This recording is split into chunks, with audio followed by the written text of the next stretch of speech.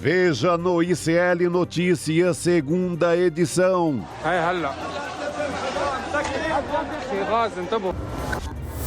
Cai a farsa. O trânsito já tá resolvendo. Vaza vídeo de Pablo Marçal admitindo que cena da ambulância foi armada. Precisava daquela ambulância lá, eles queriam fazer uma cena, esse povo aí. Truculência da polícia. Liberte o jornalista! Liberte o jornalista! Deputado Glauber Braga é detido no Rio de Janeiro em protesto de estudantes na universidade. Ao vivo, o deputado Chico Alencar comenta a detenção de Glauber.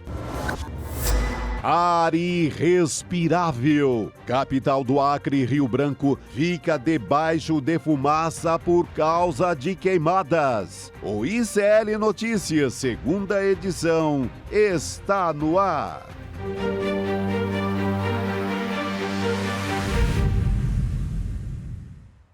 Olá, seja muito bem-vindo, seja muito bem-vindo. ICL Notícias, segunda edição, está no ar. Você que está nos canais do Instituto Conhecimento Liberta e Eduardo Moreira no YouTube, também na Pop TV do Rio Grande do Sul. A gente começa essa sexta-feira, dia 20 de setembro de 2024, com muita notícia por aqui. Você já ouviu na escalada? O deputado Glauber Braga foi preso enquanto estava numa manifestação, uma ocupação de estudantes na UERJ. Muito boa noite para os meus companheiros de bancada, Chico Sá, Rodrigo Viana. Começamos com essa notícia que começou durante a tarde, né? Essa boa história. Noite, Gabi, Chico. E as cenas de lá são muito pesadas, né? A polícia usou uma truculência, jogou bomba. Tem o depoimento de uma das pessoas que estava acompanhando, que disse que uma granada chegou a explodir na mão. Eu não sei se era granada, ela usou a expressão granada, podia ser uma bomba de efeito moral. Sim. Mas que explodiu na mão de um policial e feriu gravemente também esse policial. Mas principalmente estudantes, manifestantes e prenderam até um deputado federal. É inconstitucional isso. Dentro de uma universidade, assim, eu não vi, olha, eu participei de muitos protestos ali no final da ditadura e a polícia não ousava prender um parlamentar dentro de um campus. Isso era impossível. É porque ele só pode, na verdade, um parlamentar, até a Sâmia Bonfim foi às redes sociais para falar sobre isso. Nossa equipe conversou com ela também já para saber as circunstâncias do que estava acontecendo. E ela explicou que um parlamentar só pode ser preso em flagrante por crime inafiançável. Claramente não era esse o caso. Não é o caso. Claro, parlamentar pode ser preso? Pode, tem algumas regras. Mas o mandato é protegido para que não haja esse tipo de abuso, para que o parlamentar tenha esse papel de ir numa ocupação. Quantas vezes você lembra de ver o Suplicy em eventos desse tipo, né? Suplicy, participando. Erundina, os bravos parlamentares de São Paulo. Né? E no Rio também vários, Jandira Fegali, e pelo Brasil inteiro. Aqui a turma do Brasil, de todos os estados do Brasil, pode lembrar, parlamentares estão sempre do lado dos movimentos.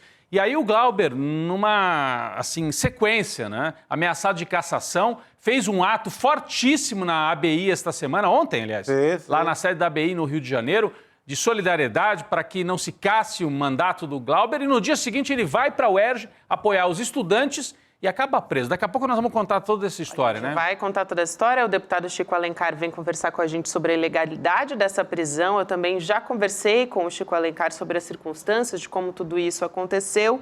E ele vem aqui, ao vivo, conversar com a gente para falar mais sobre essa história. O Glauber, que estava ali no centro do Rio de Janeiro. Ontem, esses estudantes estão lá, Chico, Rodrigo e todo mundo que nos acompanha, desde julho, ocupando, porque foram cortadas bolsas na UERJ, então eles estavam ali em protesto.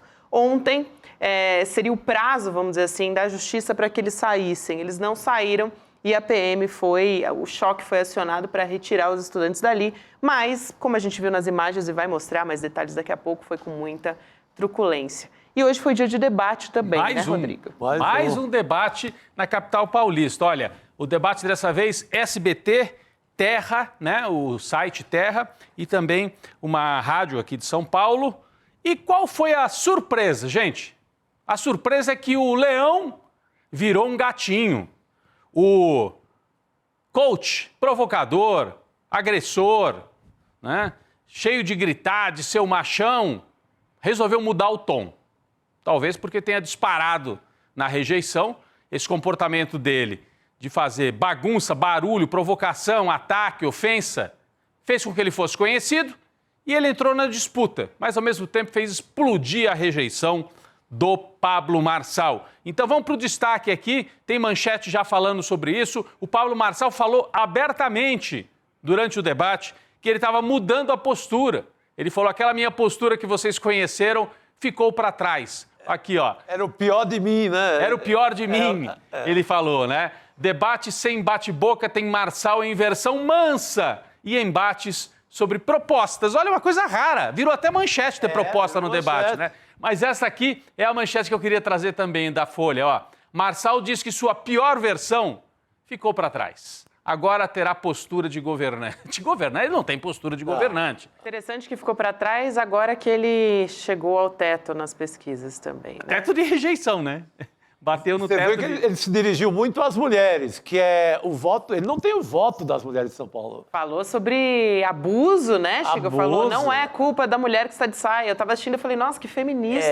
O feminista, o Pablo Marçal, na verdade, impressionante. Um grande de um picareta. Picareta perigosíssimo, né? E está tentando fazer esse giro de discurso, mudar o discurso, porque, como disse a Gabi, ele bateu no teto de apoio e a rejeição dele, né, subiu pra caramba. Ele é o mais rejeitado em São Paulo, 47% não votariam nele de jeito nenhum. Agora, curiosamente, daqui a pouco nós vamos falar mais do debate. Um debate em que, sem o Marçal fazendo provocação, teve até proposta. Sim. A gente conseguiu entender um pouco melhor como é que pensam os candidatos. Incrível!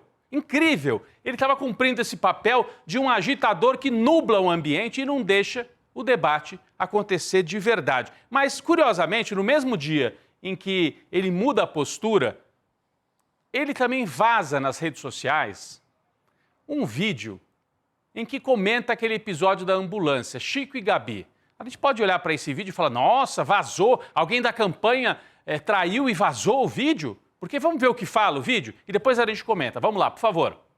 Não precisava daquela ambulância lá, eles queriam fazer uma cena, esse povo aí. Dava pra ir correndo pro hospital. Dava.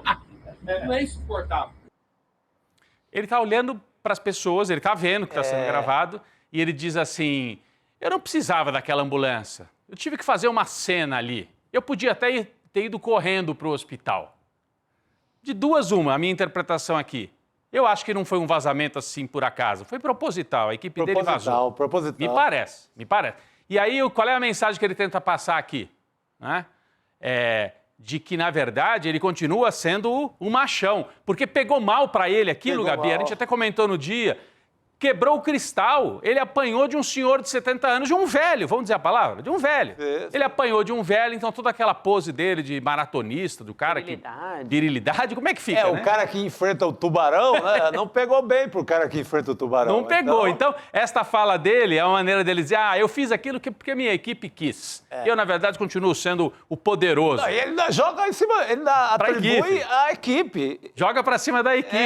Ele ainda é traíra com a equipe. É traíra pra todo lado, né? E o Marçal é um personagem realmente bastante perigoso. Então, a análise que a gente pode fazer é esta.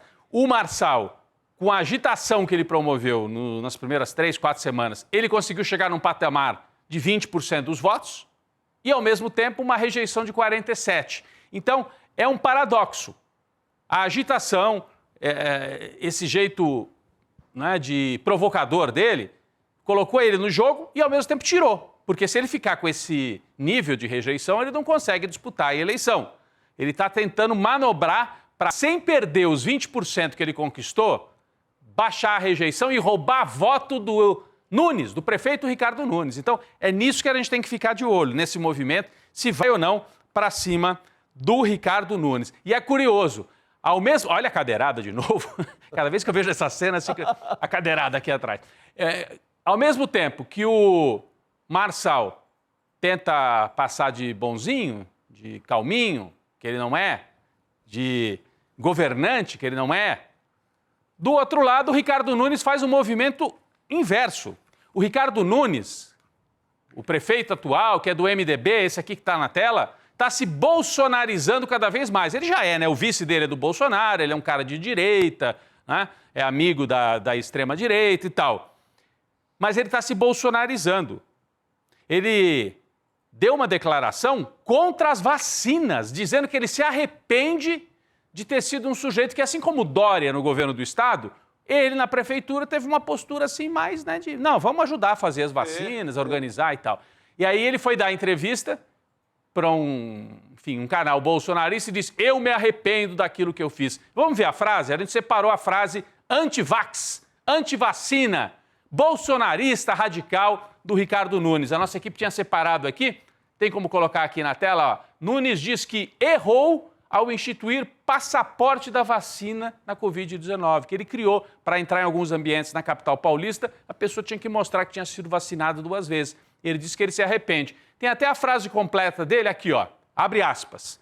Se fosse hoje, eu não teria feito o passaporte da vacina. A grandeza de um gestor também é isso, reconhecer aquilo que depois de ter alguns dados, cometeu algum erro. Hoje eu não faria o passaporte, então não tem mudança, a não ser o reconhecimento que eu não faria. Então ele está se bolsonarizando, gente. Pelo amor de Deus, ó. Porque está com medo. Olha como a disputa entre Marçal e Nunes ainda está em aberto, é o que nós dizíamos aqui. Tá quente. Está quente, gente. E quando você fala com as campanhas, eles reconhecem isso, especialmente a turma do Nunes. Tem um leve favoritismo, sim, para o Nunes, e se ele for para o segundo turno, ele tem um favoritismo hoje, mas o problema é ele não ir. E se ele não for para o segundo turno? E se o Marçal der uma atropelada? Se esse ajuste no discurso do Marçal permitir que ele chegue na frente do Nunes de forma surpreendente? Pode acontecer. Então, o Nunes se bolsonariza para não perder o voto bolsonarista. Falou da antivacina, né, se posicionou dessa forma e atacou o Supremo Tribunal Federal. A gente tem trechos aqui também no ICL, no nosso site, né? Aqui ainda é o trecho da vacina, mas tudo bem, é a questão da obrigatoriedade da vacina, eu tenho muita tranquilidade e tal. Aqui é a matéria do ICL em que ele fala sobre a vacina e o trecho seguinte aqui, ó, ele fala do STF. A respeito do Moraes, ele disse, abre aspas, lógico que o ministro abusou do poder ao prender Felipe Martins, que foi assessor do Bolsonaro. Ele defendeu que, se confirmada a reportagem da Folha, de que Moraes agiu fora do rito, obviamente tem que se abrir o processo de impeachment. Caramba! Ele está pedindo o impeachment do Alexandre de Moraes. E você viu com que ele estava no palanque aí no vídeo anterior? Com o Temer. Era o Bolsonaro, o Temer, estava todo mundo. Então é interessante... Aqui, o Temer de cabelinho branco aqui do lado. O Temer está aí, Então ele tem que explicar para o Temer que o Temer é que nomeou o Alexandre de Moraes e o Alexandre de Moraes é amigo do Temer. Né? Foi ministro, foi assessor, enfim, parceiro do Temer. Então ele está fazendo esse jogo. É importante a gente observar, no mesmo dia, o Ricardo Nunes se bolsonarizando cada vez mais, não que ele já não fosse, mas se bolsonarizando mais, e o Marçal fazendo a pirueta de tentar ficar moderado, Gabi, os dois ao mesmo tempo. Isso mostra que há uma disputa ainda em aberto. As pessoas falam, mas o Marçal não parou de subir? Parou. Só que o Ricardo Nunes tem um eleitor pouco consolidado. Isso é análise de número, não é torcida, não é nada. É análise dos números. O eleitor do Ricardo Nunes é pouco consolidado. Por isso que ele tem 27 pontos na pesquisa estimulada e quando vai para a espontânea ele tem metade. Ele tem 14, 15 pontos. Isso é maior... Olha, 14, 15 na espontânea é pouquíssimo para um prefeito. É pouquíssimo. Olha, se mantém esses índices, esses números, até ali 4 dias da eleição... É perigoso. É muito perigoso. Interessante. O voto do Marçal é muito esse voto de rede social que forma aquele mutirão de última hora e vai. É turbo gado. Fala, Gabi. Não, eu ia só comentar, Rodrigo, já que você estava falando dessa coisa da relação dos dois e da mudança de comportamento dos dois, que o Marçal, nesse debate de hoje, do SBT, ele estava ali fazendo afago ao Nunes e o Nunes, não quero afago. Não quer saber de afago, não. Olha, mudou completamente mesmo. Eu não vi esse trecho especificamente. Ele estava ali falando, não, na verdade, querendo fazer um elogio ali à gestão do Ricardo Nunes, enquanto o Nunes fez um afastamento, assim, deu uma resposta como não quero saber e não retribuiu o afago. Ele está nessa de criticar o Marçal, mas o Marçal entendeu que talvez atacar o Nunes não seja a melhor estratégia agora, né? Ele está nessa coisa do moderado. É muito curioso. esse movimento ao mesmo tempo dos dois, cada um para um lado. Mas, gente, estamos falando muito da direita e como é que fica do lado da esquerda? Para o Boulos, o que significa isso tudo?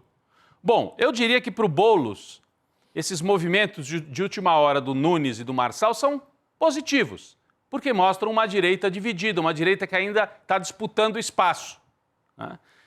E, segundo ponto, estabelece para a eleição, com o Marçal um pouquinho mais calmo, a possibilidade de debater os temas, em vez de ficar fazendo só borbulha, em vez de aparecer um sujeito lá que joga a carteira de trabalho, xinga um, xinga o pai do outro e não deixa ninguém debater. O arruaceiro. Com o arruaceiro mais calmo,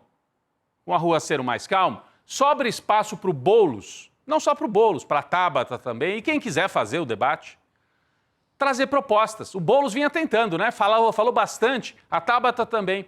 O Boulos falava bastante sobre o poupa-tempo da saúde, que é uma ideia forte. E eu descobri, Chico, outro dia, não sabia, que o criador do poupa-tempo, que é o Daniel Annenberg, que é ligado ao Alckmin, foi do PSDB, está apoiando o Boulos, está no programa do governo. Ah, não sabia. O Annenberg, que vem a ser inclusive irmão da Sandra Annenberg, mas ele foi o idealizador e o criador do poupa-tempo, que é algo que deu certo no estado de São Paulo. Foi das coisas que os tucanos fizeram que deu certo em São Paulo. Então, daí talvez tenha vindo a ideia de um poupa-tempo da saúde, um poupa-tempo para organizar melhor as consultas. O Tarcísio tenta vetar, o governo de São Paulo tenta vetar o uso da palavra poupa-tempo. Porque é estadual, né? Mas não é dele. Não é dele. Essa ideia não é dele, longe disso. É algo público. Então, o Boulos falando de poupa-tempo da saúde, falando de programas sociais, a Tabata também. E eu separei, outro dia o Chico comentava aqui como, e eu também, a Gabi, como a arruaça, né, chama a atenção da mídia e a gente acaba não trazendo o debate sério. Hoje tivemos um momento super sério, super interessante de debate sobre saúde mental, um tema difícil. O primeiro, né, Rodrigo? Talvez o primeiro. O primeiro debate de alto nível, assim, um tema super difícil, e Tabata e Boulos fizeram o debate. Eu separei aqui para a gente ver como é que podia ser uma campanha eleitoral, né? O Boulos e a Tabata falando sobre saúde mental e saúde em geral, e também a questão da Cracolândia. Vamos ver. Queria saber qual é a sua proposta para a saúde mental em São Paulo. Uma das coisas que mais me marcou da pandemia, para além das perdas gigantescas que nós tivemos, foi ver esse adoecimento da população. Jovens com depressão, com ansiedade. São Paulo, o Brasil hoje perde mais policiais para suicídio do que policiais em confronto. De cada 4 mulheres, uma que tem uma depressão pós-parto. A gente olha hoje, São Paulo tem 1.300 psicólogos. Para 12 milhões de habitantes, não faz nem cosquinha. Você pega quem está na Cracolândia, 1.000 pessoas só na região central. São Paulo inteira, pública e privada, 1.500 leitos. Não faz nem cosquinha. Infelizmente, a gente viu algumas acusações aqui da Marina Helena, o Ricardo Nunes fez isso em outro debate, querendo associar quem defende tratamento para usuário de droga com quem defende traficante. Traficante é caso de polícia. Usuário de droga tem que ser resgatado. Você que é mãe, mulher da periferia, sabe muito bem. Conhece alguém que foi para droga? Você acha que essa pessoa tem que ser presa? Não. Ela tem que ser tratada. E é isso que eu vou fazer. Ampliando os CAPs na cidade de São Paulo, criando o CAPS móvel para atender na Cracolândia, o consultório de rua. Porque um dependente químico do crack não vai até o CAPS pegar uma senha, você tem que ir até ele. E colocando também psicólogos em todas as escolas, EMEIs e EMEFs da cidade de São Paulo, para poder atender os jovens e para poder deixar a cidade melhor para todos. É isso, um debate super importante. A edição do Brasil de Fato, tá? Nós cortamos aqui, aproveitamos a edição dos nossos companheiros do Brasil de Fato. A Tabata trouxe essa questão, o Boulos também, né? Saúde mental, e a Tabata lembrou, durante a pandemia, isso se acentuou, um problema sério. Jovens, adolescentes, ficaram muito tempo em casa, um medo que criou. A pandemia gerou um medo entre muitos jovens, né? E não são só jovens. Então tem o medo, tem a questão psíquica e tem a questão das drogas, que muitas vezes se cruzam. As duas questões se cruzam.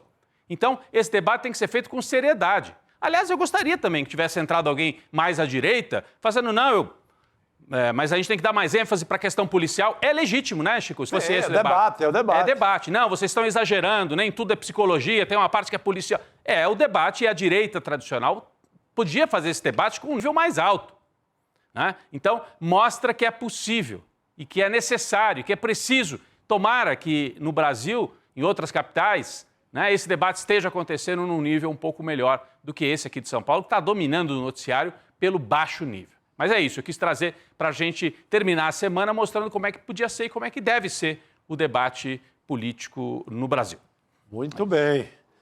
Uma Excelente. pitada de civilização. Civilização, exato. Excelente para a gente começar aqui, né? Dar uma pincelada no que está acontecendo nos nossos debates. Hoje deu uma boa guinada, como explicou aqui o Rodrigo, e a gente também vai continuar discutindo a questão política, mas trazendo para a detenção, né? Para a prisão do deputado Glauber Braga pela Polícia Militar do Rio de Janeiro durante esse ato na UERJ. Na abertura do programa a gente falou sobre isso.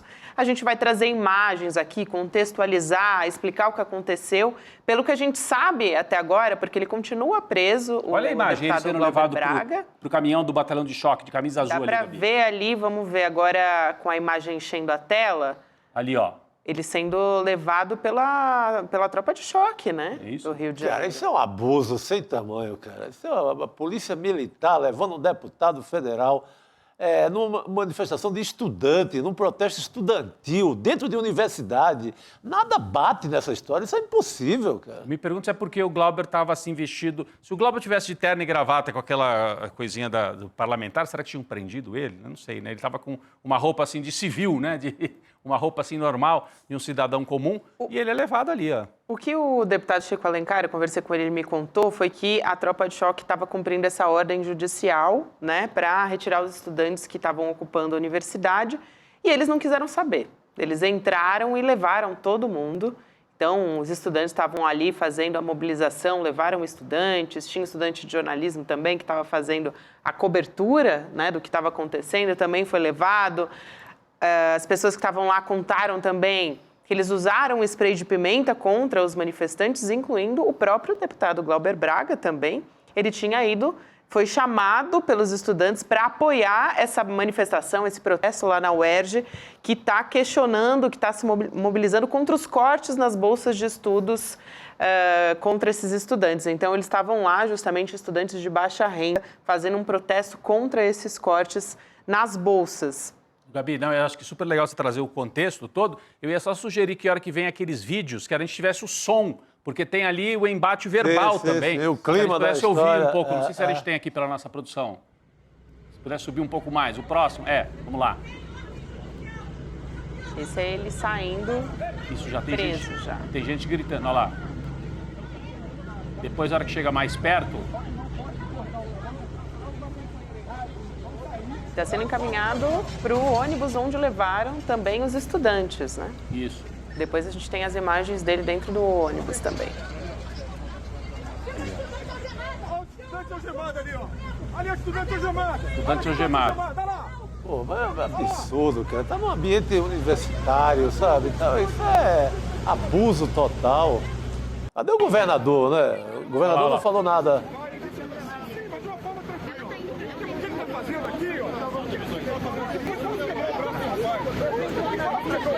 Estão querendo me levar.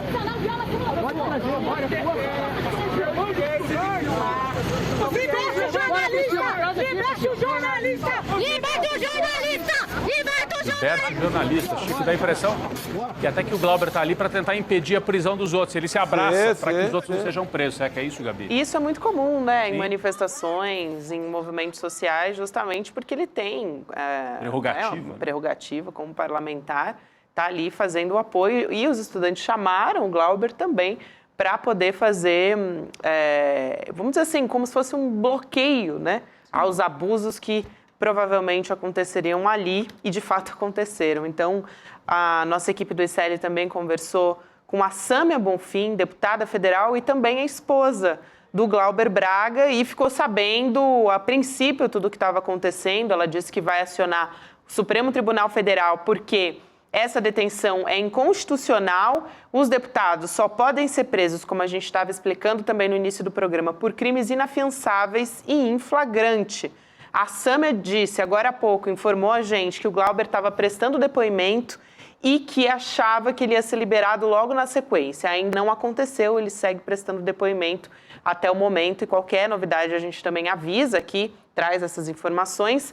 A Samia Bonfim também fez um vídeo para as redes sociais dela, criticando a postura do governador do Rio de Janeiro, o Cláudio Castro, em relação ao protesto dos estudantes e como o APM reagiu em relação a isso. Vamos assistir esse vídeo? Vamos lá.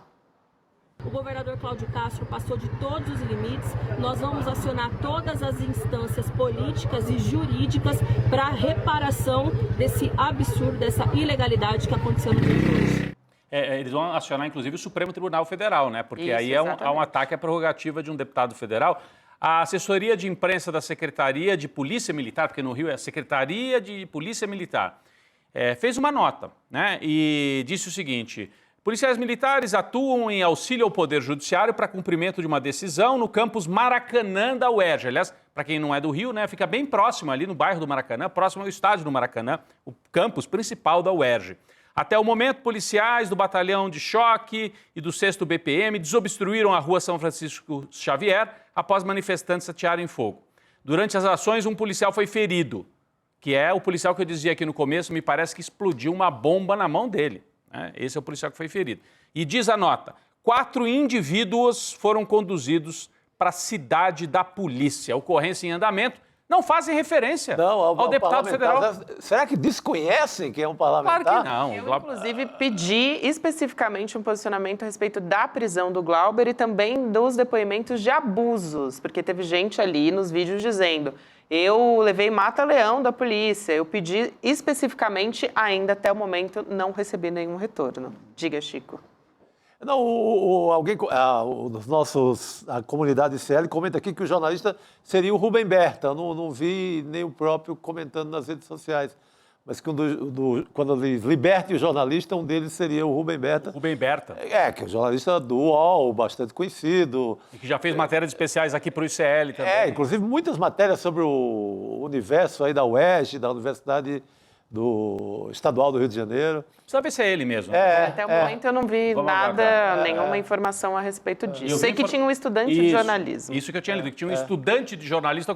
Quando a gente percebe que tem uma pessoa ali que fala libertem o jornalista, pode ser o estudante de jornalismo que estava cumprindo o papel de cumprir a manifestação. De cobertura, né? É isso. Exato. A Clarice Chacon também estava junto, acompanhando esse ato na UERJ.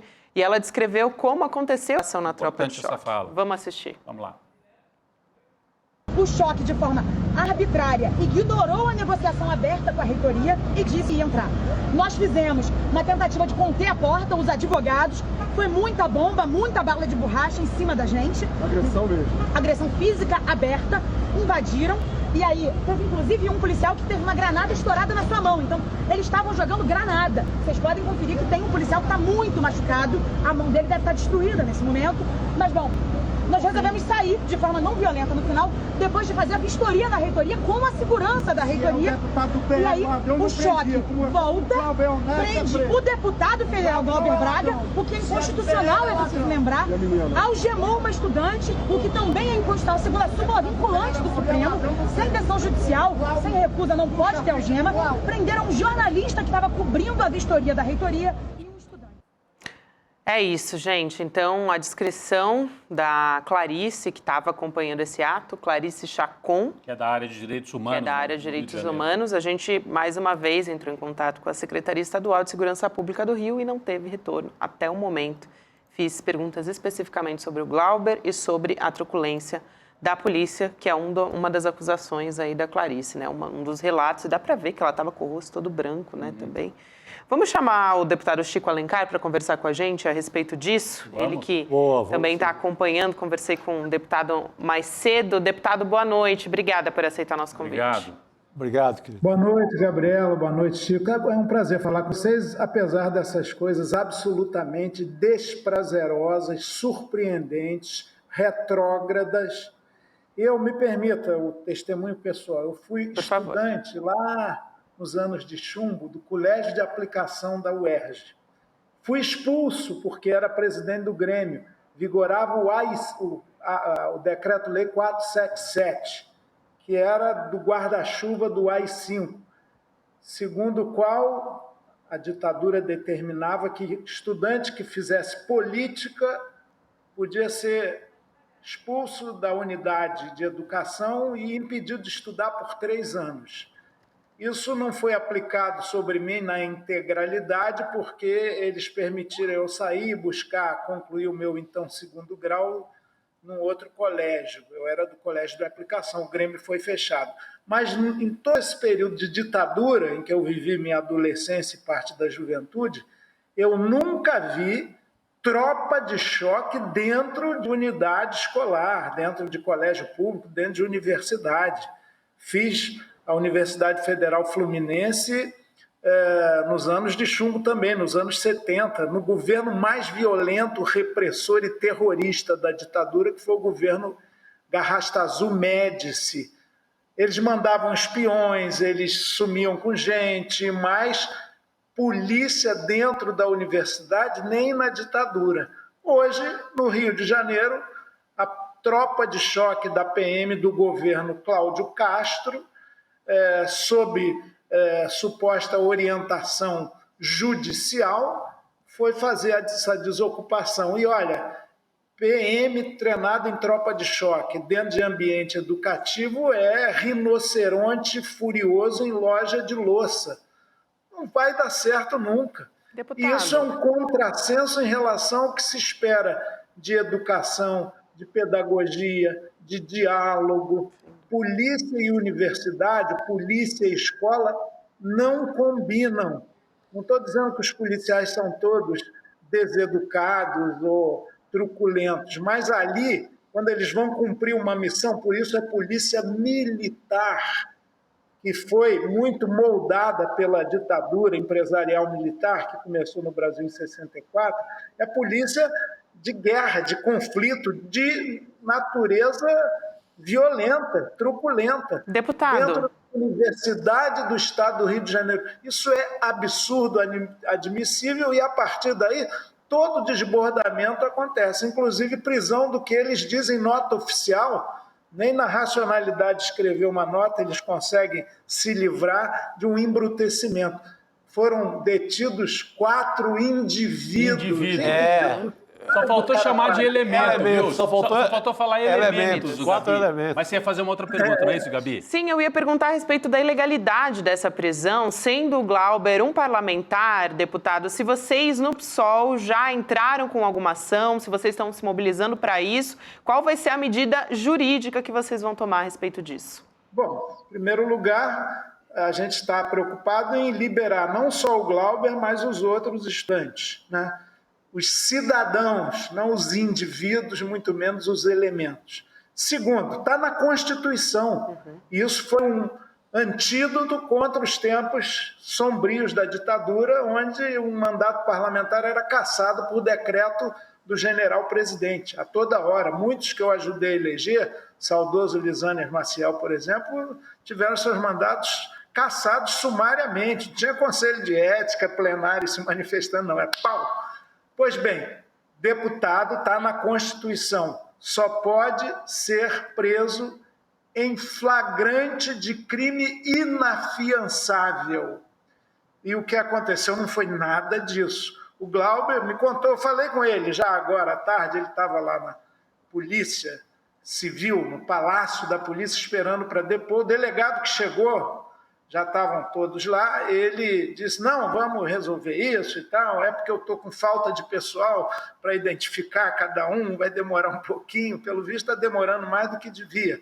Até agora a informação que eu tenho é que ainda estão lá. Mas falei com ele por telefone, e o Glauber falou, eu estava aqui no centro do Rio, ajudando na campanha municipal para o pessoal, e falaram que o conflito estava acontecendo. Eu estava em Caxias, que é na Baixada, eu vi depois que uma pessoa me ligou, talvez fosse também, para ir lá no papel essencial do parlamentar, que é mediar e evitar conflito. Exato. A gente não queria essa violência que infelizmente aconteceu.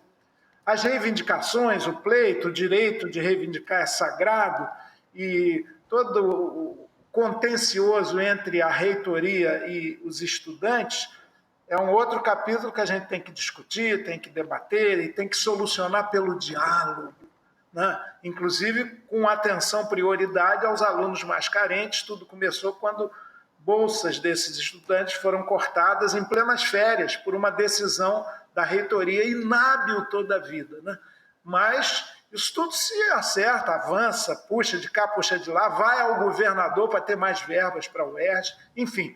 E o Glauber me disse, eu entrei lá no lugar em que ele estava a ocupação desde julho, mas a polícia já estava em ação. Agora, e aí deputado, um assessor meu foi preso assim do nada, dizendo, você está me agredindo e tal. Eles estavam com isso, mata-leão, truculência, o modus operandi. Sim. Costumeiro das tropas de choque, das polícias militares no Brasil inteiro. Agora... Aí o Glauber intercedeu, interferiu, vem com a gente também. Então, ele foi, não houve nenhuma ordem de prisão propriamente, ele estava solidário com os estudantes, mas foi carregado, vocês viram, está filmado. Ele é empurrado para dentro daquele ônibus prisão e depois foi para a delegacia de polícia. Então, a polícia militar tem esse papel da ostensividade, né, da repressão, e depois entrega para a polícia civil fazer o procedimento investigativo do caso. Nós, em primeiro lugar, falamos até com o presidente do Congresso Nacional, o Rodrigo Pacheco, que falou isso é um absurdo e tal, mas o Glauber ele é muito solidário. Ele falou assim, eu não quero a minha situação resolvida porque sou parlamentar, simplesmente. Eu quero que a situação dos estudantes também seja resolvida. Vamos sair todos juntos daqui. Eles não são criminosos, não atentaram contra ninguém, estavam reivindicando numa escolha forte, né, radical, de ocupação. A universidade, de fato, está parada desde julho, e não é bom isso, né? Ninguém quer uma universidade sem aulas 1, 2, 3, 4 meses. Mas é uma situação, um contencioso que precisa ser resolvido no diálogo. Sim. Então, o Glauber falou, eu nem sei se eu estou detido, eu sei que eu fiquei imaginando, será que se ele levantar e for embora vão deixar? Mas agora... é um absurdo, é um desrespeito à condição parlamentar, que é mandatado, no caso do Glauber, por quase 80 mil pessoas, para estar ali onde há conflito, onde há dissenso, onde há problema, para ajudar a resolvê-los. É isso que o Glauber faz no exercício do seu mandato. Claro, deputado. Não é para você falar para ladrão do orçamento, quem faz essas coisas costumeras, sim, lamentavelmente, no parlamento brasileiro. Deputado Chico Alencar, na hora a gente comentava aqui um pouquinho antes do senhor chegar, e o senhor deu o testemunho que foi militante estudantil e nem na ditadura debaixo de Médici viu uma cena da polícia, pelo menos com essa truculência. Claro que havia abuso de toda ordem, né? E o Chico Sá dizia a mesma coisa aqui, né, Chico? Pô, já o que eu fiz de ocupação em reitorias da Universidade Federal de Pernambuco, assim, não havia, não é, Chico, não havia possibilidade de polícia invadir um campus e deter, ainda mais um parlamentar. Mas eu queria, sabe o quê? Salvo engano, nós temos aí 2 ministros no Supremo que vieram da UERJ. O Barroso é da UERJ, não é? É do direito da UERJ. Sim, bem lembrado, bem lembrado. O Barroso é da UERJ. Eu não sei se o Fux também é da UERJ, mas o Barroso eu tenho certeza que é. Se manifestar é o presidente, né, assim, do Supremo. Então, se o PSOL... Ele é doutor pela UERJ. É doutor pela UERJ. Era da comunidade, da universidade. Então, se manifestarem, talvez provocados pelo PSOL, como é que fica? A polícia pode, porque daqui a pouco, se não colocar um limite rápido, a polícia vai achar que pode. Né? Fazer esse tipo de ato com parlamentar, com estudante, daqui a pouco está uma escola, assim, algemando estudante, né? Algemando, um negócio assim, absurdo. É um absurdo. Tem determinação sobre isso também, né? De que não pode sair algemando, essa coisa assim, tem determinação do Supremo Tribunal Federal. E como se vê nas cenas, tudo documentado, eles estavam detidos, imobilizados, eles estavam sem nenhuma postura de agressividade, de confronto. A polícia já tinha feito o seu serviço, com todas as aspas, na sua mano militare. Então vai algemar, vai agarrar, conduzir. Isso é uma coisa absolutamente inaceitável. Nós vamos, nosso corpo jurídico está delineando bem tudo o que aconteceu, e nós vamos recorrer, inclusive, à instância máxima, que é o Supremo Tribunal Federal, para que haja uma reparação de danos, haja uma retratação, haja uma atitude de cobrança da autoridade pública policial e governamental. No caso, o ente a ser acionado é o governo do estado do Rio de Janeiro, para cobrar responsabilidades nessa violência, nessa truculência, nesse desrespeito ao exercício de mandato parlamentar e em eventuais violências que os estudantes relatarem. Nós não queremos defender uma casta política, embora aí seja mais do que justo, para que as prerrogativas do parlamentar sejam sempre respeitadas, porque quem as deu foi o povo, foi o eleitorado, mas também os estudantes. Eles têm uma decisão judicial, tudo bem, a decisão judicial, inclusive, ela é pela desocupação, se necessário, com o uso moderado da força. O critério de moderado fica a juízo de quem? E bomba de gás, e spray de pimenta, e cacetete, e algema, isso é moderado? Pelo que Clarice falou, granada que acabou explodindo na mão do próprio policial. De um policial, isso sim. é gravíssimo. Mata-leão, sim.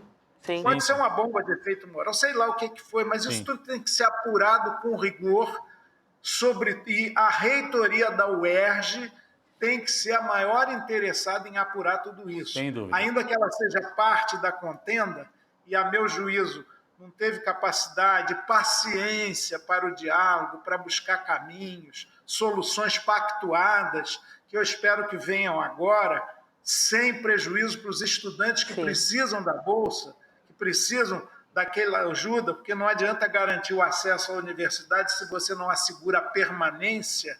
Eu sou desse ambiente. Eu não só estudei em universidade pública, como no colégio de aplicação da UERJ, como sou professor da UFRJ.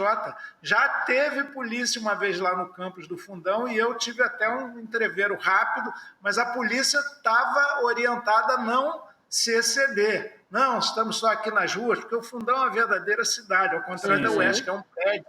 Então, ali houve um conflito, e eu bati boca lá com os policiais, mas eles ficaram no limite do seu poder e da sua atribuição. Hoje não. Com a ordem judicial, podemos desocupar pela força, com moderação, sem arma letal. Imagina, vamos metralhar os estudantes. Só faltou isso.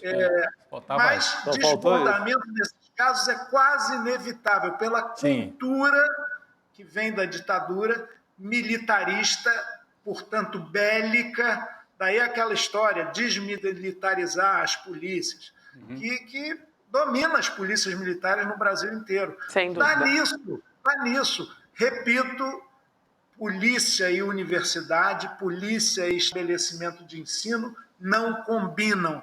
Falta de diálogo, falta de transigência. E eu falo para todas as partes. E ambiente educacional também não combinam. As coisas têm que ser resolvidas não pela força, não pela ordem judicial, não pela tropa de choque, mas tendo choque de ideias pela civilidade. A cadeirada está virando até uma coisa pequena em relação a isso. Pois é, deputado, quero muito agradecer a sua presença aqui, enfim, esclarecer tudo isso para a gente, importantíssima essa conversa. Deputado Chico Alencar, um abraço, bom trabalho para o senhor por aí. Obrigado. Me permita, Gabriela, uma informação a complementar, talvez em primeira mão. Segunda-feira, em Brasília, na Comissão de Constituição e Justiça, nós vamos apreciar o recurso da defesa do deputado Chiquinho Brazão contra a sua cassação.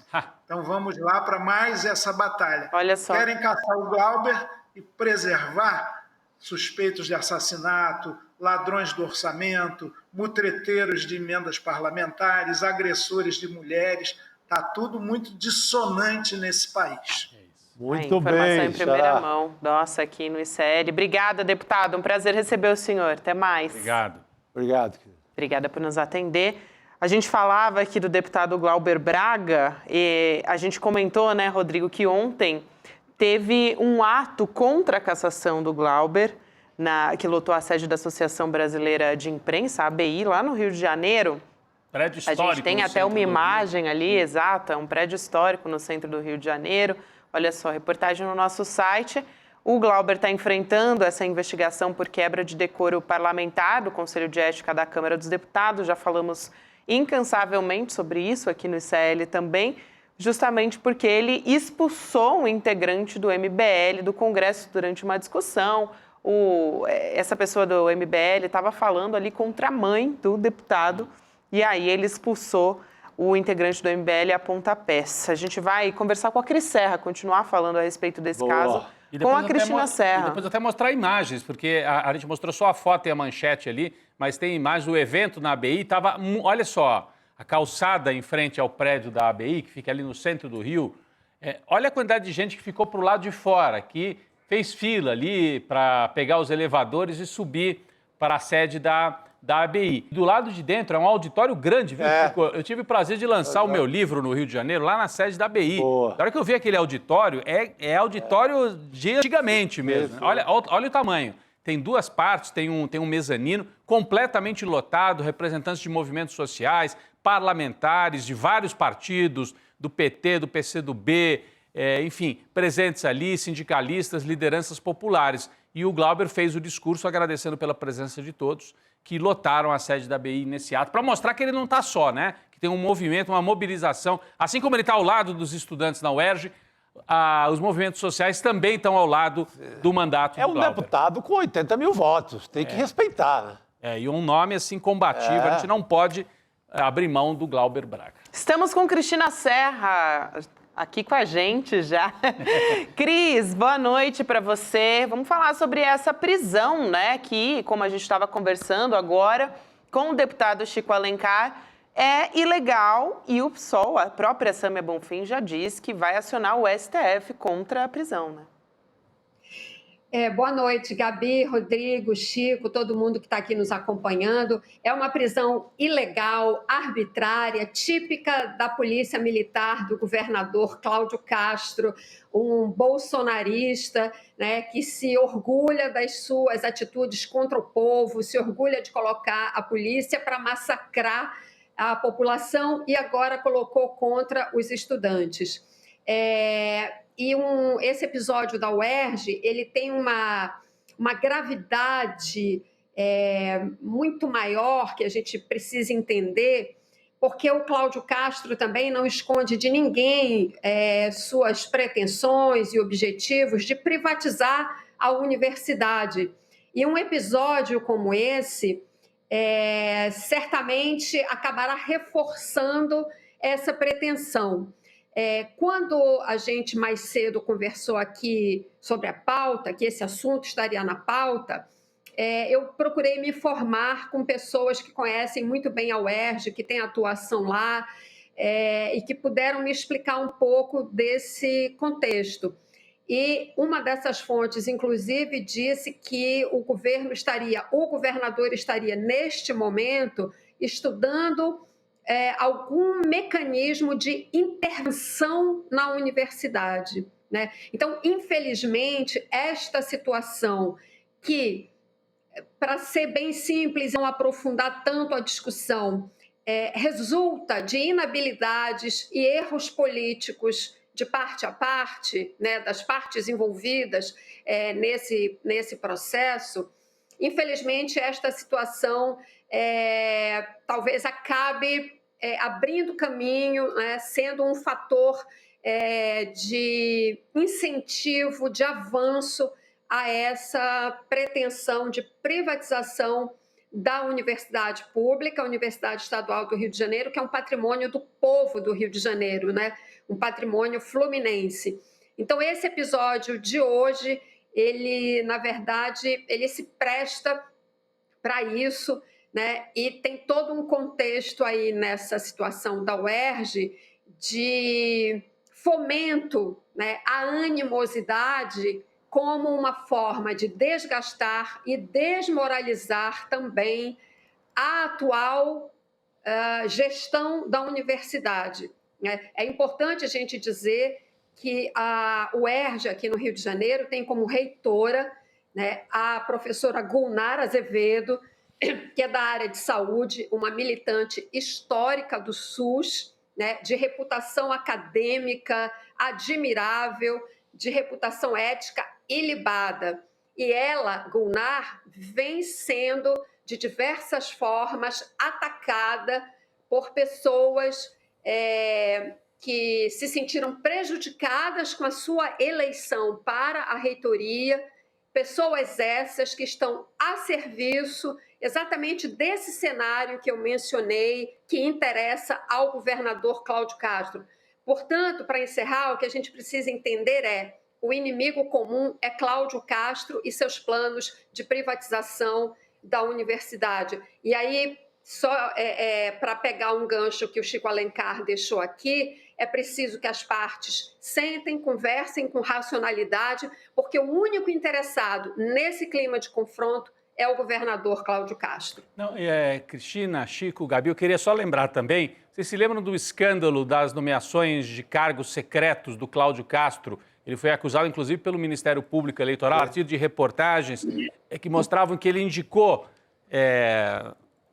gente para contratações na Fundação CEPERJ e na UERJ. A UERJ foi um dos locais onde ele nomeou gente e o Ministério Público foi investigar isso porque nomeou gente que, segundo as denúncias, vários deles não trabalhavam para a universidade nem para a CEPERJ, trabalhavam de cabo eleitoral. Eram cabos eleitorais. Tinha um esquema de cabos eleitorais. Então, o Cláudio Castro teve essa acusação em relação à UERJ. E há uma disputa também, né, Cristina? Não sei se você conhece os meandros, os detalhes, eu preciso me informar mais sobre isso. Uma disputa na própria comunidade acadêmica, né? O antigo reitor da UERJ, que inclusive é do PT, né? Foi candidato a deputado pelo PT, não sei se dá bem com a atual reitora. Tem uma disputa aí dentro da academia também. Então tem o Cláudio Castro, você disse, está no centro desse interesse, inclusive pretendendo até privatizar a universidade. Ele que já agiu como se a universidade fosse dele, nomeando gente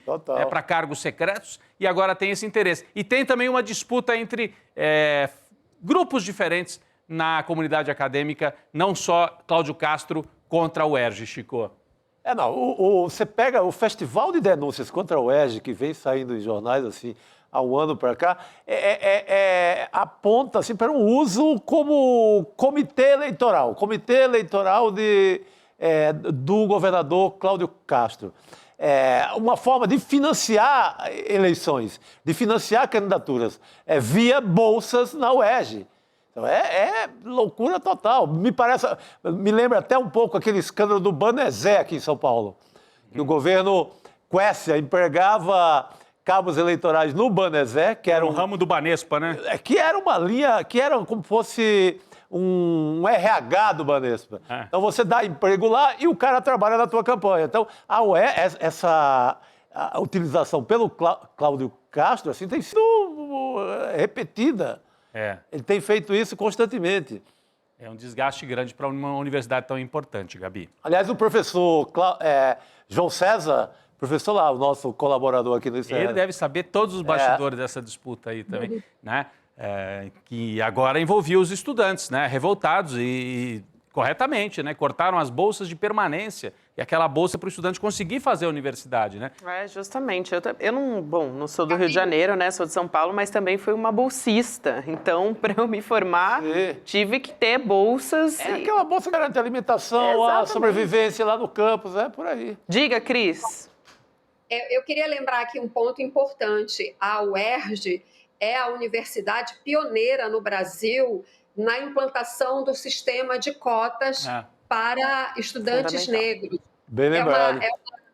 A UERJ é importante por uma série de razões. Vocês mencionaram ministros do Supremo que já foram professores, tem um corpo docente acadêmico reputado como um dos melhores do Brasil. Além de tudo isso, ela tem esse pioneirismo que abriu portas para outras universidades fazerem a mesma coisa e que resulta no que hoje nós estamos vendo já de um tempo para cá, que é a juventude negra, pobre, podendo estudar. Estou falando isso porque quando houve o julgamento no Supremo Tribunal Federal sobre a constitucionalidade das cotas, né, o Supremo declarou que sim, as cotas são constitucionais, houve um grande debate, audiências públicas, e lembro da UERJ, né, dos seus dirigentes e alunos e ex-alunos indo lá levar o seu testemunho da importância do programa de cotas da UERJ. Então, por isso que eu digo, a UERJ é um patrimônio público que tem que ser protegido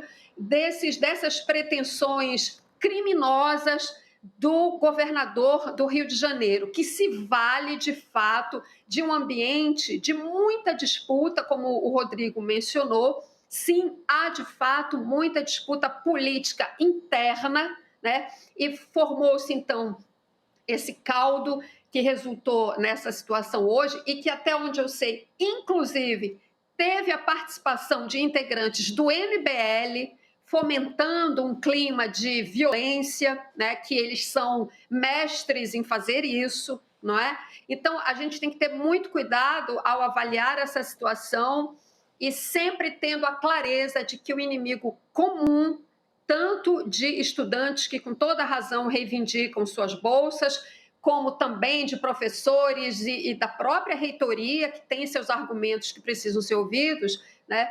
O inimigo de todos esses é o governador Cláudio Castro.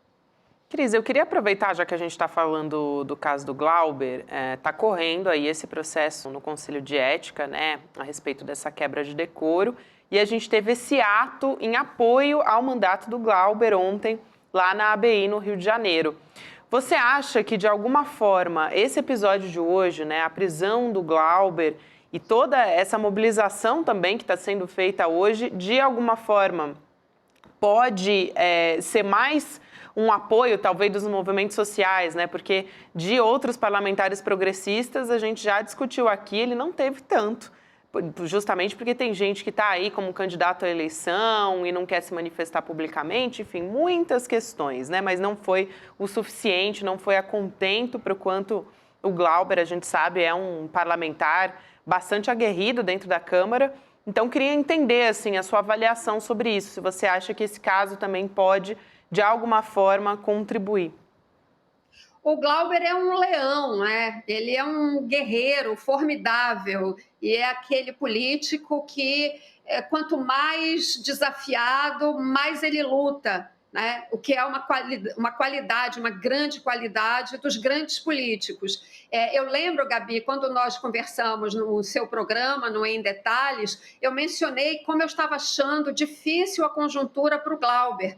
Eu vejo hoje, passada uma semana, né, como ele tem uma capacidade de mobilização. O ato de ontem na ABI, de fato, eu sei de pessoas que foram e que não conseguiram entrar, não conseguiram subir, porque era muita gente. Então, veja, tem uma mobilização, tem uma reação da sociedade, do eleitorado dele aqui no Rio de Janeiro, né, se mobilizando. E eu vou te dizer, todo dia o meu WhatsApp está inundado de manifestos de apoio ao Glauber. Então, eu vejo que sim, tem uma reação aí se mexendo grande, e eu acho que essa atitude dele hoje de ir lá, né, tentar mediar uma solução para esse impasse que já tem meses, cerca de 2 meses ou um pouco mais na UERJ, né, essa ida dele lá, infelizmente, resultou nessa prisão arbitrária, mas mostra o quanto ele está empenhado, né, em buscar soluções para conflitos, que é o papel de um parlamentar. Então, ele está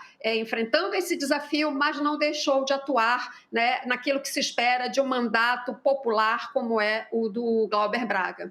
É exatamente isso, né? E logo depois, a mobilização, justamente, eu conversava com a Cris Serra a respeito disso, e a gente falava que existia uma mobilização forte já nas redes sociais, mas agora o que a gente vê também é uma mobilização física, né? As pessoas indo para a rua, indo para a manifestação pública e presencial ali, demonstrando um apoio ao Glauber. Sim, não, está ficando bastante fortalecido, e a gente tem que lembrar que o Glauber reage a um baderneiro que ele vai provocá-lo, vai falar da mãe dele dentro da casa parlamentar, o lugar que o Glauber está por mandato público, por 80 mil votos, vai um membro do MBL provocá-lo, querendo, assim, com o mesmo comportamento que a gente vê aqui nos debates do Pablo Marçal, com o mesmo comportamento que sempre foi do MBL, provocar a esquerda para conseguir eventos como esse que acabou ocorrendo no Congresso. Então, é muito injusta a tentativa de caçá-lo. Dá tempo da gente abordar mais um assunto com a Cris? Rodrigo, você queria vamos pro próximo. Vamos pro próximo. Porque é uma situação muito grave também que está acontecendo em relação ao meio ambiente. Já que a Cris está aqui com a gente, ela é especialíssima nesse assunto. Aproveitar. Acho importante a gente falar sobre a situação das queimadas aqui no Brasil, debaixo de fumaça. Especificamente, a gente queria falar sobre Rio Branco, no Acre. A cidade hoje ficou no topo do ranking das mais poluídas. Semana passada a gente falava de São Paulo. A gente vai daqui a pouco conversar com o delegado da Polícia Federal, Alexandre Saraiva. Ele foi superintendente da PF na Amazônia, exonerado no governo Bolsonaro, né? E tinha uma atuação muito forte por lá e pode ajudar a gente a entender como o desmatamento se relaciona com esses casos. Mas olha só, na sua tela agora, o ranking das cidades brasileiras. Essa fumaça em Rio Branco, Parque Nacional de Brasília, o Cerrado e o Pantanal em chamas. A gente tem aí Porto Velho também em Rondônia, Campinas em São Paulo, Curitiba, Paraná. São Paulo ainda figura ali no 5º lugar. E tem mais cidades também. Acho que a gente pode encher a tela aqui para conseguir enxergar na totalidade o ranking. Rio Branco é absurdo. Assim, é 7 vezes pior do que o ar de Campinas, por exemplo. O índice, que é daquele site suíço, né, que na semana passada trazia São Paulo como a pior metrópole, o pior ar do mundo, dessa vez traz Rio Branco, no Acre, com índice 743. A gente tem falado muito de Porto Velho, que já era um absurdo. Era absurdo. Agora, olha, o Rio Branco está quase 7 vezes pior a qualidade do ar do que Porto Velho, que é a segunda. Chamou atenção ali, tudo bem, em último lugar desse ranking, né, em 7º, mas Recife, Pernambuco entrou agora também. Antes a situação por lá estava melhor, né? Mas Recife está verde, né? 44, acho que quando está verde... Meio no contraponto aí, não é tão grave, não é nada... Olha só, a gente vendo, ele está em 7º lugar. Ô Cris, a gente queria entender um pouco melhor, porque o presidente Lula anunciou essa semana algumas medidas, fez reunião com os 3 poderes para tomar medidas mais urgentes e mais firmes. Semana que vem, terça-feira, o presidente Lula vai abrir a Assembleia Geral da ONU em Nova York, né? E estava planejando também apresentar um pacote de medidas. Como é que vai ser isso? E o presidente Lula vai ser cobrado, inclusive, internacionalmente a respeito desse assunto, né? Com certeza. Tanto ele sabe disso que o discurso dele na Assembleia Geral da ONU já está sendo alterado, não exatamente alterado, mas calibrado, digamos assim, né? Não alterado porque ele, obviamente, iria falar da questão climática e da questão ambiental, mas agora ele precisa dar um novo peso a essa questão, porque ele está lá no momento em que o Brasil ainda tem cidades sufocadas pela fumaça das queimadas. Isso não vai acabar tão cedo, né? Você tem cidades, tem capitais, como você mencionou aí, Rio Branco, Porto Velho, São Paulo, até outro dia, sufocadas pelas queimadas, e você tem essas extensas áreas rurais na Amazônia, com os cientistas alertando para a possibilidade do Pantanal ser extinto como bioma até 2050, acho que foi essa data que a Marina Silva mencionou. O professor Carlos Nobre falando também dos riscos da Amazônia se transformar como bioma e etc. Então, o Lula não pode fugir desse assunto e tem que mostrar que está fazendo alguma coisa. Como fez, teve a reunião com os governadores, anunciou verba, medidas. Agora, eu me permito aqui dizer que essa reação do governo foi um tanto quanto tardia, né? Essa reação deveria ter vindo bem antes, porque é certo que ninguém esperava, obviamente, uma onda de incêndios criminosos. Isso o governo não tem como saber que vai ter uma ação, ao que tudo indica, pelo que a gente tem visto, mas o delegado Saraiva aqui vai poder destrinchar isso melhor, mas ao que tudo indica, a gente está vendo uma ação coordenada, sim, de incêndios criminosos. Isso, talvez o governo não pudesse ter certeza quanto a isso, se antecipar. Talvez a ABIN pudesse ter, sim, antecipado, né? Os órgãos de inteligência existem para isso. Agora, o governo sabia, sim, que seria um ano de seca mais extrema, mais intensa e mais prolongada, e que isso, obviamente, favorece os incêndios, até porque existe aquela prática cultural das queimadas e tudo mais, para limpar o solo e etc. Então, para isso, o governo talvez devesse ter, talvez não, deveria ter se preparado melhor, não poderia ter contingenciado verbas como contingenciou, e agora o dinheiro apareceu diante da emergência, né? Ao mesmo tempo que, claro, né, também a gente precisa ser justa na distribuição das críticas, né? Parte dos recursos também foi a bancada, se deve à pressão da bancada ruralista no Congresso, né? Que também mudou atribuições dos órgãos de fiscalização e que faz o possível e o impossível para enfraquecer os órgãos de fiscalização ambiental, e o governo se equilibra, né, dentro desse cenário de pressões aqui resumido de forma rápida. Então, para resumir, acho que demorou a agir, anunciou as medidas, vai levá-las nesse discurso, vai dar mais destaque a essa questão. Agora, claro, o Lula também não vai deixar de mencionar, né, questões que para ele são muito importantes, como liderança internacional, que é uma coisa já antiga, mas que ele sempre fala na ONU. A reforma do Conselho de Segurança da ONU, né, essas questões mais de geopolítica internacional. Embora eu particularmente acho que ele será muito mais cobrado pela questão ambiental, até porque os grandes poderes hegemônicos dentro da ONU não estão nem um pouco interessados em reformar o Conselho de Segurança. Então, acho que nesse aspecto a pregação do Lula tem que cair no vazio, já a questão ambiental não interessa muito mais gente. É isso, Cris. Muito obrigada por hoje, querida. Valeu, um beijo para você. Obrigado, Cristina. Obrigado, querida. Tchau, pessoal. Bom fim de semana. Para você também, querida. A gente agora vai conversar com o delegado da Polícia Federal, que eu já anunciei mais cedo, o Alexandre Saraiva, que é doutor em Ciências Ambientais pela Universidade Federal do Amazonas. A gente falava agora há pouco sobre a qualidade do ar no Acre. Melhorou um pouco agora, a gente tem o print atualizado, a gente vai colocar aqui na nossa tela a situação. Agora em 179, né?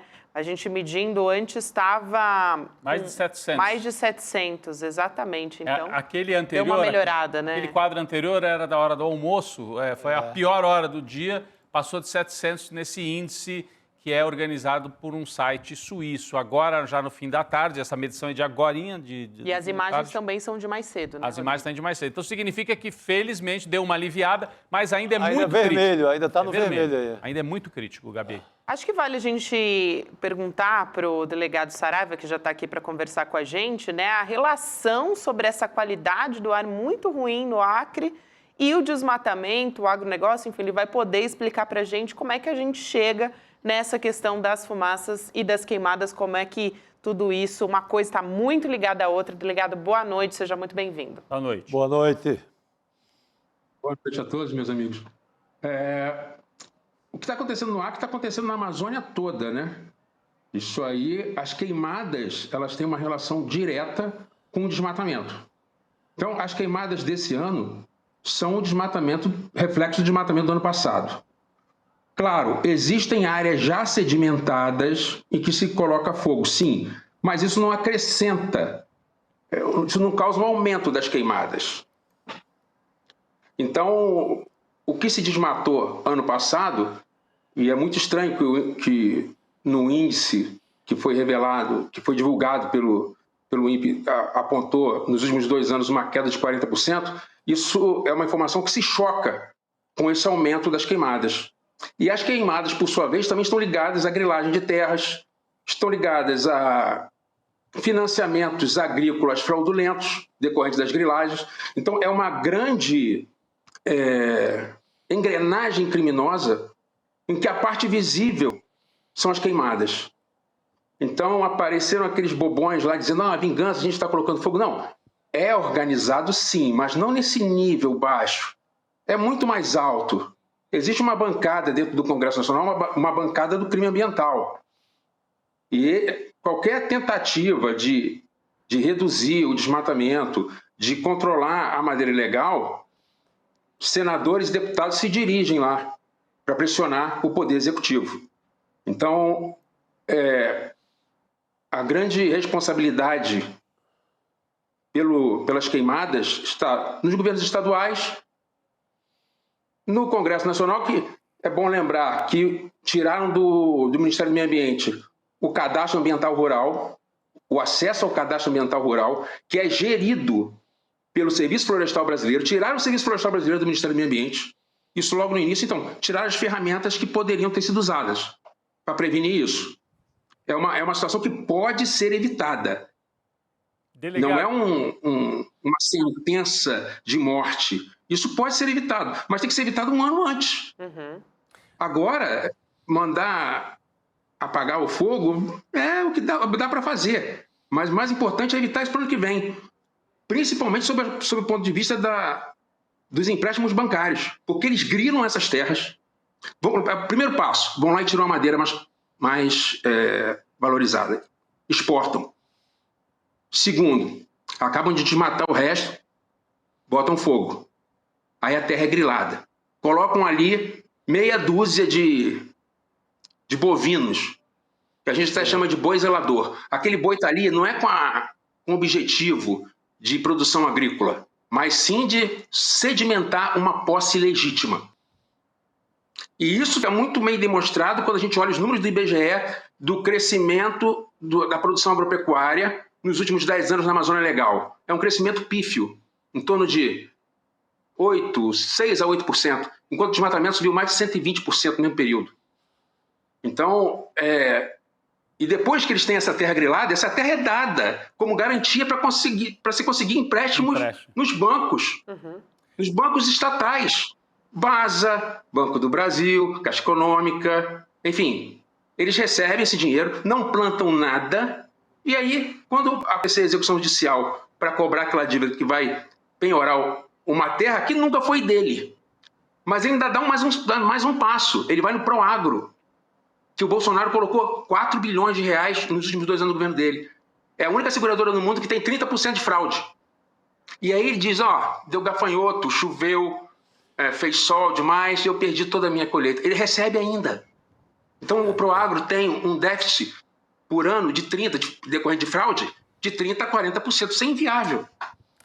Delegado Saraiva, aqui nas últimas semanas, muita gente falava assim, né? Inclusive por parte do governo federal, representantes do Congresso que tiveram naquela reunião dos poderes em Brasília, reunião um pouco tardia, mas enfim, foi feita, incêndios criminosos, né? Assim, eu queria que o senhor ajudasse a gente a entender, nesse componente das queimadas, do ar irrespirável, dessa crise que é também uma crise de saúde, porque a gente passa mal com tudo isso, mas é uma crise ambiental, qual o tamanho de cada componente? O senhor já explicou aí que o principal é essa bancada do crime ambiental, que alimenta esse setor que o senhor estava explicando aí também como é que funciona. Então, qual o tamanho de cada coisa? Nós temos uma crise climática que é mundial, que é a mudança da temperatura dos oceanos, fica mais quente, o ar, etc., a temperatura. Nós temos essa maneira de trabalhar que o senhor descrevia aí na Amazônia, de trabalhar, entre aspas, né, de grilar a terra. E temos, por fim, os incêndios pontuais, né? Mas que podem ter acontecido de maneira organizada. Teve uma orquestração, muita gente até fala, teve até palavra de ordem, Botafogo, gente ligada ao bolsonarismo, né? Botafogo não o time, põe fogo no mato. Como é que o senhor explica para a gente esses componentes? Tem esse componente do incêndio criminoso? É importante nessas queimadas e nessa fumaça que a gente está vendo ainda cobrindo o Brasil?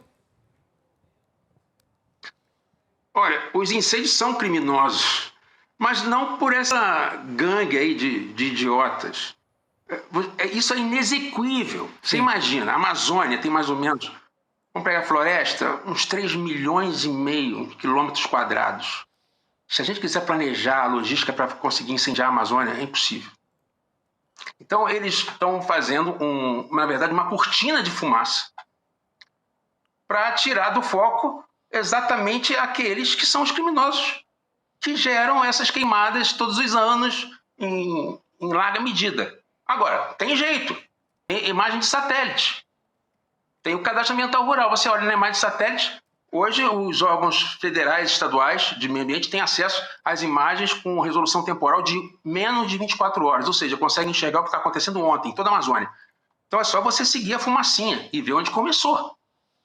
E aí, olha, quem é que cadastrou essa terra? E eu falo isso, não falo na teoria, não. Isso foi uma operação que foi feita em 2021, operação pentaedro, tetraedro do fogo, mas o criminoso ficava pentaedro, e nós identificávamos as pessoas onde o incêndio iniciou, instaurávamos inquérito, aquela pessoa chamada, busca apreensão. Então você mostra a presença do Estado. Isso que é importante, tem um efeito pedagógico muito forte.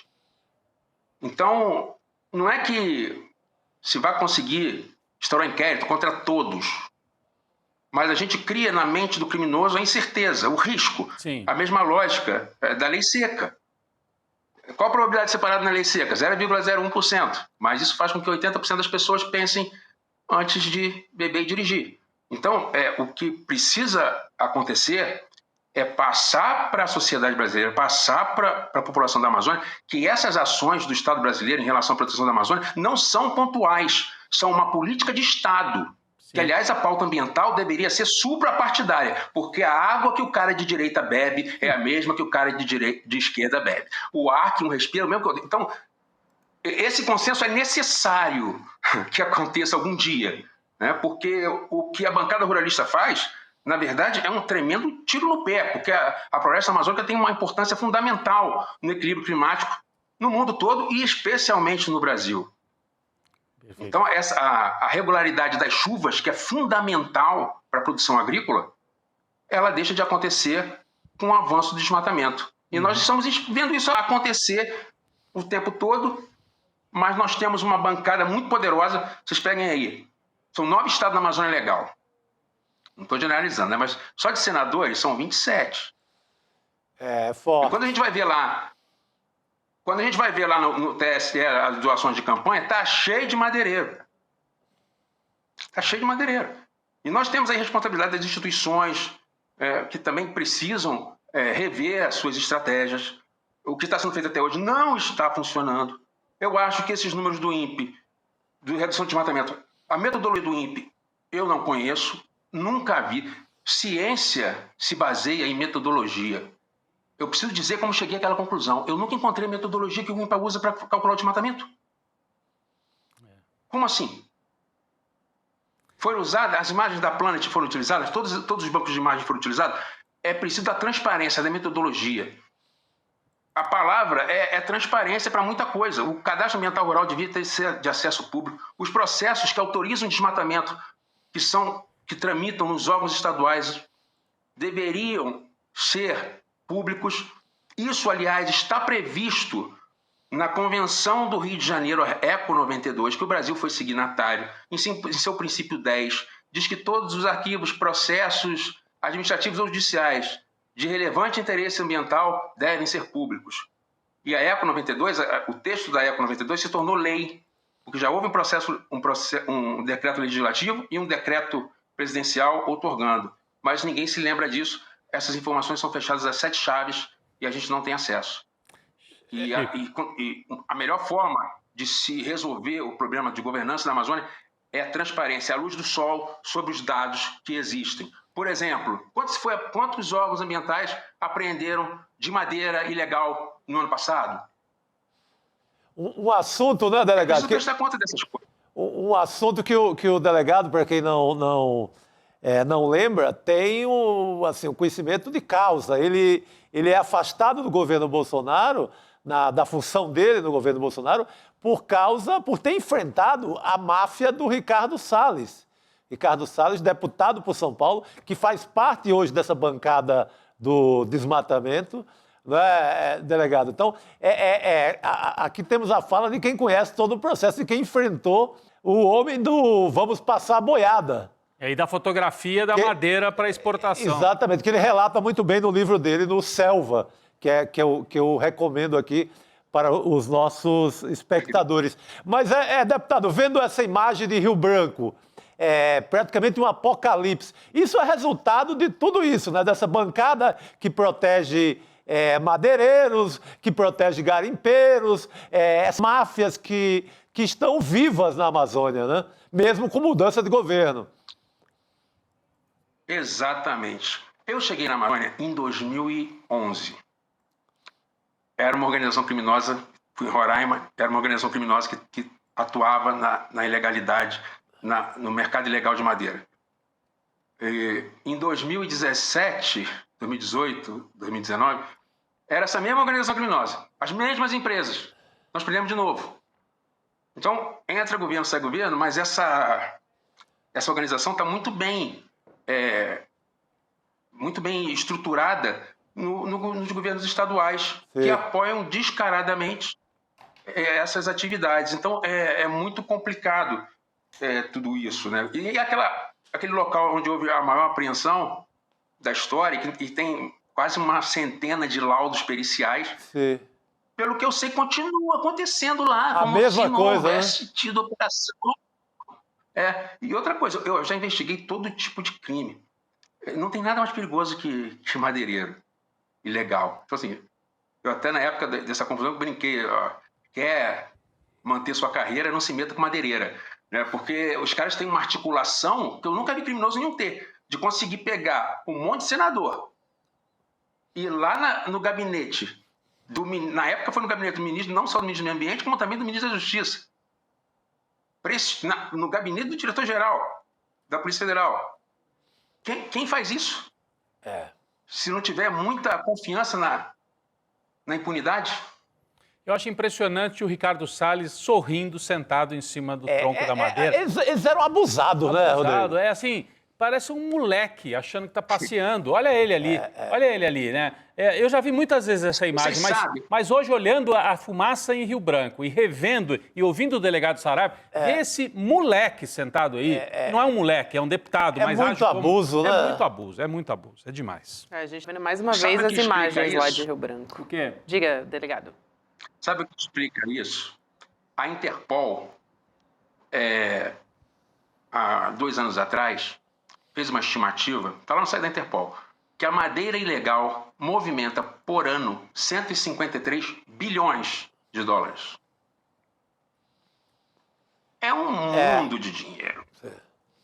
É um trator que vai passar por cima de tudo. Se a sociedade brasileira realmente não se empenhar para travar isso, e eu digo que tudo começa com a madeira. A madeira é a faísca inicial. Vem depois o pasto, poderia vir um shopping center, não importa, a floresta já está no chão e a terra já está grilada. E eu vejo assim, a COP vai ser em Belém, Pará e Mato Grosso, juntos, historicamente, são responsáveis por 50% do desmatamento da Amazônia. Como é que vai ter COP em Belém? Para quê? O Pará não tem nem concurso para analista ambiental. Os analistas ambientais do Pará são contratados por 2 anos, ganham um salário. Que autonomia esses fiscais têm? Então, assim, é um estado que eu acho que é o pior de todos nas questões ambientais e vai posar de exemplo. O Pará e o Mato Grosso descumprem há muito tempo o que já previsto no Código Florestal, não sei se é no artigo 31 ou 35, que todos os estados têm que fazer parte do Sistema Nacional de Controle da Madeira. Eles não fazem parte, fica por isso mesmo, com base numa liminar da Justiça de Primeira Instância do Mato Grosso e da Justiça de Primeira Instância de Belém.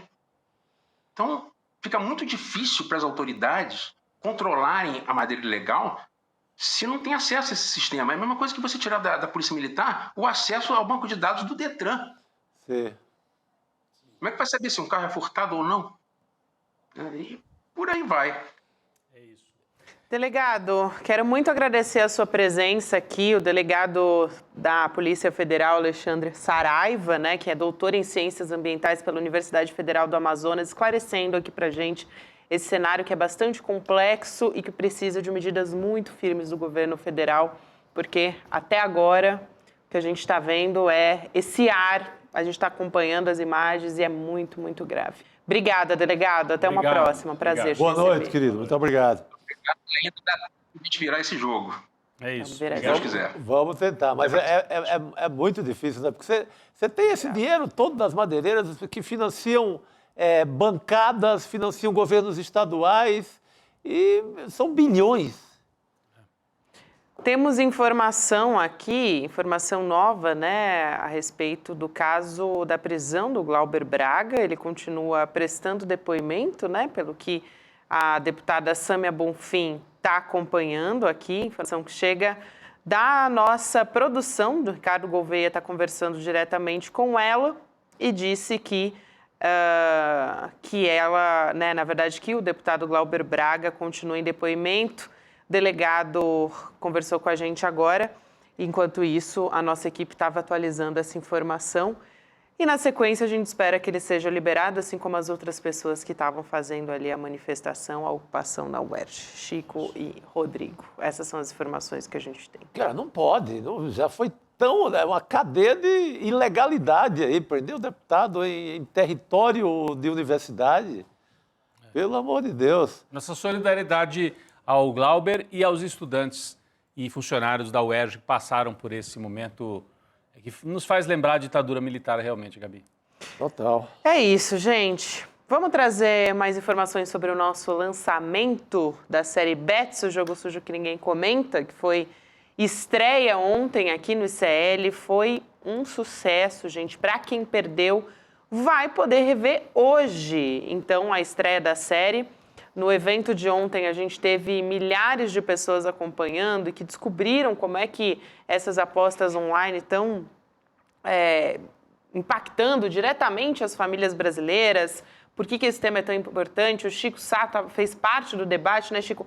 Acho que você pode contar bem rapidinho. A Nath Finanças estava lá, Edu Moreira... Juca Kfouri, como é que Olha, foi? foi extraordinário assim, o resultado. E você via ali pelo chat, no momento, o espanto das pessoas que achavam que estava apenas diante de quase uma loteca moda antiga, sabe? Os 13 pontos da loteca. Achava até que era um ambiente romântico, de vai ali apostar no Corinthians, no Palmeiras, no São Paulo, no Flamengo. E não é nada disso. É uma verdadeira máfia. Lá dentro tem os cassinos. Quando o Galvão Bueno te chama ali para jogar, lá dentro ele está chamando para jogos equivalentes ao Tigrinho, está chamando para o cassino, está chamando para a roleta, que é igual a... Não tem o glamour de Las Vegas, mas você perde tanto ou mais dinheiro, porque só quem ganha é a banca, vamos lembrar. Não é investimento, você entra para perder dinheiro. Vamos assistir o trailer, então, dessa série, vamos ver. Virou assunto. Todo mundo só comenta o lançamento da nossa série documental Betts, o jogo sujo que ninguém comenta. Pois é, o pessoal não comenta as bets, mas está todo mundo comentando o nosso documentário. E como acontece em jogo de futebol, gol bonito tem que ter replay. E foi um golaço que o ICL fez. E a gente resolveu liberar o replay para vocês poderem assistir esse lançamento. O lançamento vai ficar disponível por pouco tempo aqui para vocês poderem assistir nesse replay. Assiste e faz parte, junto com a gente, desse movimento para enfrentar uma das maiores doenças que tomou conta do nosso país. Um abraço e bom espetáculo para vocês assistirem.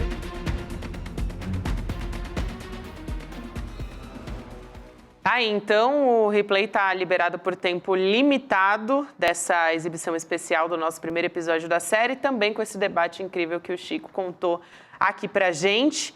Você acesse icln2.com.br para poder acompanhar o lançamento dessa série original da série. Para você que não acompanhou, né? Eu leio a imagem do Edu. É de sexta-feira isso, gente? É um sextou? Vou explicar a imagem, vou explicar. Vou explicar a história. É porque, além do livro do Juca, do Iludidos pelo Acaso... Do Nassim Nicholas Taleb. E do quadro, né, da Paula... Paula Vilar, maravilhosa. Clássico já das redes sociais. Quem assina ICL para ser um dos nossos apoiadores, recebe também uma meia incrível. É essa que o Eduardo aparece aí, vestido. Ele vestiu na hora lá para a surpresa de todos nós. Tá lá, então, a meia também. E tem o quadro, né? Vamos dar uma olhada no quadro. Que é também. do time ICL, ali, do Clube ICL. O quadro da Paula Vilar. Tá aqui, ó.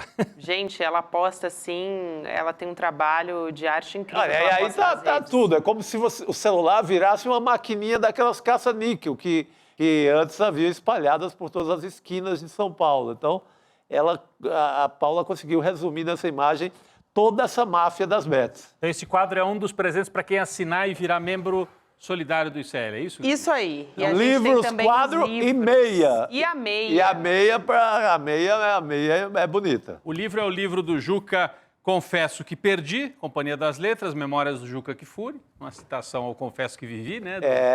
Do Neruda. Exatamente.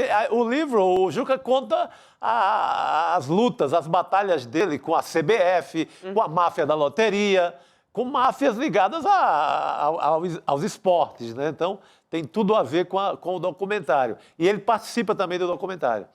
Tá, e esse livro também, Iludidos pelo Acaso, de Nassim Nicholas Taleb.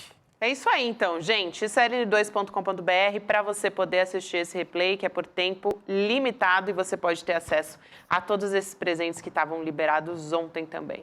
Vamos nessa, então? Por favor. Liberado a Jurubeba? Liberado a Jurubeba. Ah, rapaz, estou precisando de uma Jurubeba. Estamos precisando, que essa semana foi cheia. Boa noite, Chico Sá, Rodrigo Viana. Semana que vem a gente está de volta. Sextou, então, vai lá aproveitar sua sexta-feira, seu final de semana, se possível, e juízo, mas nem tanto. Vamos. Por favor. Virou assunto. Todo mundo só comenta o lançamento da nossa série documental Bets, o jogo sujo que ninguém comenta. Pois é, o pessoal não comenta as bets, mas está todo mundo comentando o nosso documentário. E como acontece em jogo de futebol, gol bonito tem que ter replay. E foi um golaço que o ICL fez. E a gente resolveu liberar o replay para vocês poderem assistir esse lançamento. O lançamento vai ficar disponível por pouco tempo aqui para vocês poderem assistir nesse replay. Então clica, vai ser direcionado, assiste e faz parte, junto com a gente, desse movimento para enfrentar uma das maiores doenças que tomou conta do nosso país. Um abraço e bom espetáculo para vocês assistirem.